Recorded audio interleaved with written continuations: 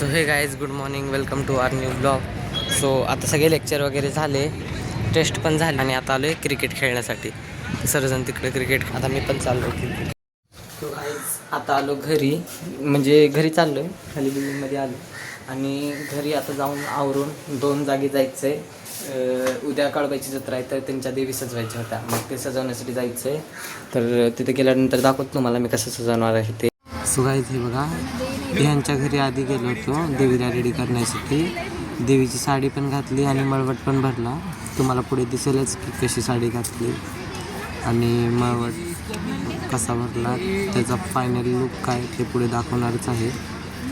आणि मळवट भरताना नाही का जरा त्रास झाला, कारण मुकुट छोटा होता, त्याचं कपाळ छोटं होतं आणि मळवट वरतीपर्यंत भरायचं होतं. मग नंतर ते नाही का असं उतार चढाव असल्यामुळे ते चंदन पावडर बरोबर लावता आली पाहिजे आपल्याला, ती कशी लावायची. आणि आंटीचं म्हणणं होतं की देवीला केस लावायचे, कारण त्यांना गजरे लावायचे होते केसामध्ये. हा व्हिडिओ जरा असं नाही का छोटा येतो आहे, कारण ते कॅमेरा बाबूने तसाच पकडला होता, त्याला माहीतच नाही की कसं पकडायचा. आणि लास्टला देवीचा लुक जर आला होता, एवढा भारी लुक आला होता ना, असं वाटत होतं की तेच बघत बसावं. हे बघा, हा आहे लास्ट फायनल लुक. गजऱ्यापासून लगेच मंडोळी पण तयार केली, हार बनवला आणि देवीचा असा काही लुक झाला. लास्टला बोटांवरती कलर केलं. ते बघा, तुम्ही जर बघितलं तर ते देवीच्या गालावरती पण आपण डॉट डॉट्स काढलेले आहेत. आणि मळवटच्या मधलं कात्रण पण मीच पेपरवरती कैचीने कट करून केलं. जसं की मग तुम्ही बघितलं की मीच्या फ्रेंडच्या घरी देवीला सजवण्यासाठी साडी घालण्यासाठी मळवट घालण्यासाठी गेलो होतो, तसंच अजून एकाच्या घरी जायचं आहे, तिथे चाललो आहे. आता तिथे गेल्यावर परत पुढे दाखवतो काय करायचं. सो गाईज हे बघा, त्या आंटीने अशी नवीन ज्वेलरी आणली होती. सो गाईज ही त्यांची मोठी देवी, हिला साडी घालायची होती आणि ही कलशावरती हा मुकुट लावून त्याला पण रेडी करायचं होतं. आणि तसंच पाट्यावरती धावजी पाटलांचा मुकुटा पण सजवायचा होता आणि देवीला पण साडी घालायची होती. देवीचा मळवट भरायचा होता, धावजी पाटलांचा मळवट भरायचा होता. आणि ही फायबरची बॉडी आहे, मग त्याच्यावरती साडी घालण्यासाठी टाचण्या लावायला लागतील. मग डायरेक्ट बॉडीवरती टाचण्या लावता येणार नाही, म्हणून टॉवेल्स घेतलं ते आणि त्या टॉवेलचं त्या बॉडीला पॅडिंग केलं होतं. आणि नंतर नेल पेंट पण लावली बोटांना, हाताच्या पायाच्या. नेल पेंट लावून मग नेल पेंट सुकू दिली. त्याच्यानंतर पॅडिंग करून घेतलं. तुम्हाला पुढे दिसेलच आता पॅडिंग कसं केलं. हे बघा, पायाला असं पूर्ण टॉवेल्स गुंडाळून त्याच्यावरती दोऱ्याने वेडा मारला. मग नंतर साडीच्या प्लेट्स पाडून घेतल्या आणि पदरच्या प्लेट्स पाडून पदर फक्त एक साईडला ठेवला, कारण आधी दागिने घालायचे होते. ज्वेलरी घालून मग पदर द्यावा.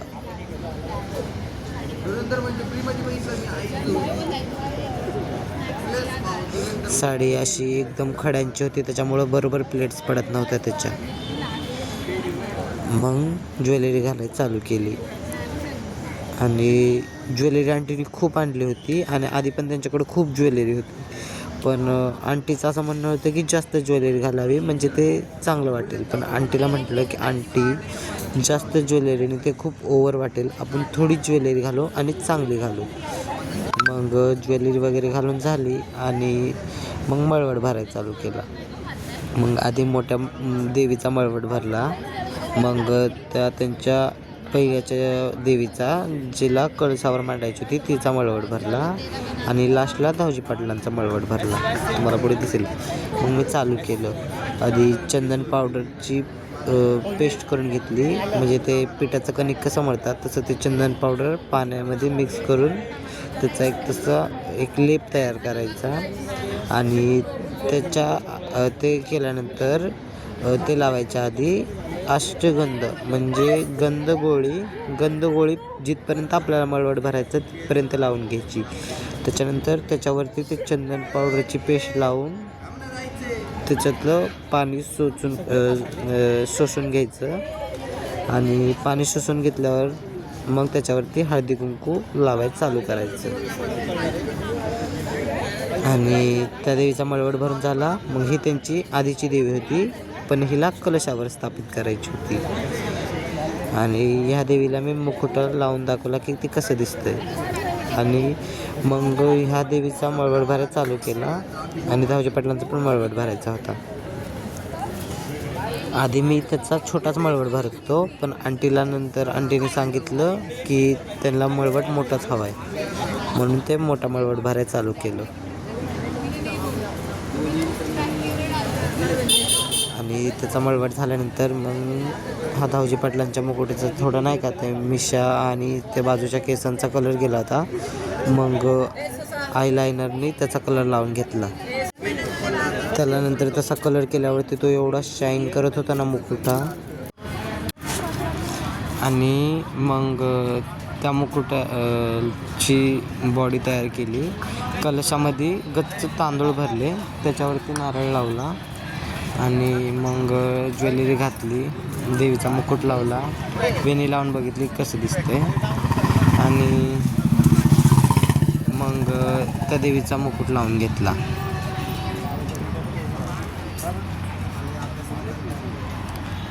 त्या ठुशीमुळे काय होत होतं की मुकुटाला ती ठुशी पूर्ण नाही का हे टच करत होती, त्याच्याने ते देवीचं तोंड झाकत होतं.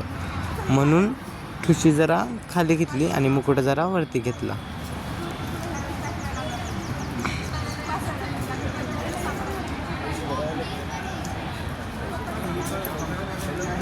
नंतर मग केस सोडली. केस सोडून मग त्याला पदर दिला.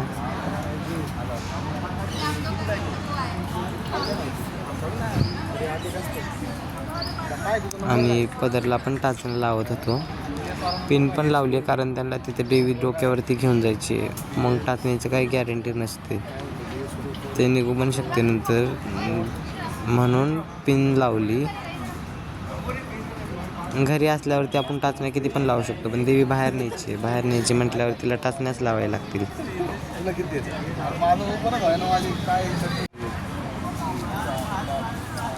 सो देवी अशी एवढी सुंदर दिसत होती ना की असं वाटत होतं की देवीकडेच बघत बसावं. लास्टला तर लुक खूप छान आला आहे, तुम्हाला पुढे दिसेलच. व्हिडिओ एंडपर्यंत नक्की बघा. एवढं सुंदर आणि तेजस्वी रूप आलं होतं देवींचं. लास्टला तुम्ही तिन्ही देव बघा कसे दिसत आहेत. आणि ते ज्यावेळेस मी देवीला सजवत होतो, म्हणजे ती पूजा करत होतो, एवढी पॉझिटिव्ह एनर्जी होती ना अंगामध्ये की असं वाटत होतं की सर्व काही सोडून हेच करत बसावं. पण तसं आपण नाही करू शकत, आपल्याला पुढचा पण विचार करावा लागतो. फक्त आपण देव नाही करत बसू शकत. आणि म्हणून फक्त थोड्यापुरतं देव आणि आपल्या फ्युचरवरती लक्ष द्यायचं.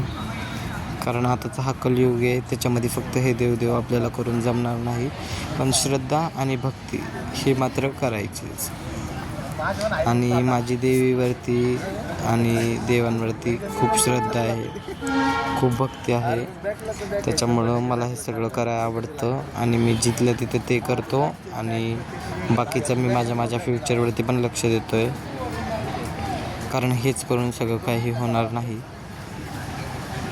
हे करून मला सुख समाधान भेटतं आणि माझा आनंद ह्याच्यात आहे. बाकीचं अभ्यास तरी करावाच लागेल आणि बाकीच्या आहेत सर्व काही गोष्टी, त्या आपण ह्याच्यावरती नाही बोलू शकत, कारण बऱ्याच जणांना ते आवडणार नाही. नंतर वेणी लावून बघितलं, वेणी कशी दिसते त्याच्यावरती, आणि हार पण घातला होता. सर्व म्हणजे देवी प्रॉपर रेडी करून बघितली कशी दिसते. मग नंतर ह्या वेण्या वगैरे काढून ठेवून टाकल्या, कारण गाडीमध्ये ह्या वेण्या पडणारच होत्या, म्हणून परत काढून ठेवल्या. आणि त्यांनी मग डायरेक्ट ज्यावेळेस काळूबाईला उतरतील त्यावेळेस लावत्या म्हटलं त्या वेणी आणि हार. आता दिसतच आहे कसं केलं आहे कसं नाही. लास्टला हा जो लुक आहे ना तुम्ही तो बघा, अंगावरती शहारेच येतील. एवढं तेजस्वी रूप आईचं की असं वाटेल की तेच बघत बसावं, बाकी सगळं काही विसरून जावं.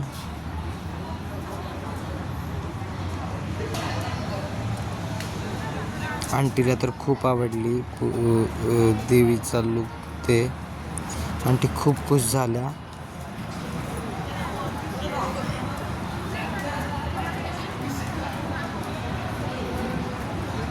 नंतर मी म्हटलं की एवढा भारी लूक दिला आहे, मग अजून नाही का मंडवळी पण तयार करावी. म्हणून मग रोज पेटल्स ओवून घेतले आणि बाजूनी गजरा लावला आणि खाली एक गुलाब लावला. कारण मग मंडवळीचा मेन मान आहे तिथे उद्या, म्हणून गजरा आणि रोज पेटल्सनी मंडवळी तयार केली. मी चाललो आता घरी. आणि मग घरी गेलो. 11:45 आणि आता पोचतोय घरी. म्हणजे अजून गेलो पण नाही, जातोय. 8 वाजता गेलो होतो त्यांच्या इथे पूजा करायला आणि आता 11:45 वाजता आलोय. तर आता तुम्हाला घरी जाऊन भेटतो मी. सो गाईज, घरी आल्यावर मी खूप खुश झालो कारण ह्यांनी माझ्या भेळ, पिझ्झा, अजून सँडविच लय काय काय चांगलं चांगलं घेऊन आलेत. आता मी ते खातो. आता जेवण नाही करणार, हेच खाणार आणि झोपणार. सो गाईज, आज या ब्लॉगला इथेच एंड करूयात. लाईक, शेअर, कमेंट आणि सबस्क्राईब. बाय.